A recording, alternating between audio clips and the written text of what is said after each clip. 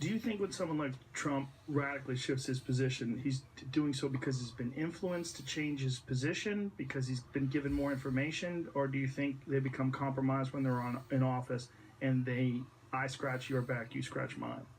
If you don't have the strength of your convictions and your understanding about what kinds of policies actually best serve the American people, then you can see how easily you'd be swayed and influenced by others.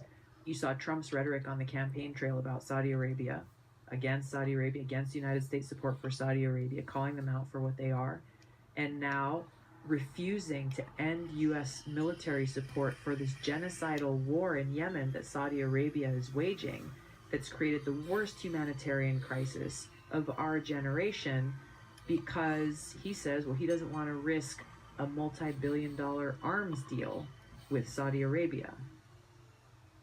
So, you can see, at least in that respect, what he's really motivated by. He would rather continue to support the senseless and devastating deaths of innocent people in Yemen and using our U.S. military, my brothers and sisters in the military, to do that, because he doesn't want to risk an arms deal with Saudi Arabia, a theocratic dictatorship that actually directly supports terrorist groups like Al-Qaeda. It's hard for people to imagine that that's the case, that it's an arms deal and they want to make sure that this deal goes through and that it continues to be financially productive for both nations. Mm-hmm. Well, that's, this is Trump's argument. He's like, well, that's American jobs, building those weapons that we're selling to Saudi Arabia. That's what's at risk.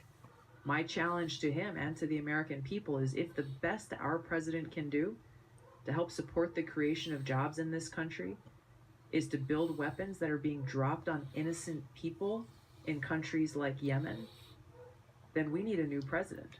We need a new commander-in-chief that will actually help serve the best interests of our people and work towards the interests of peace here at home and peace abroad.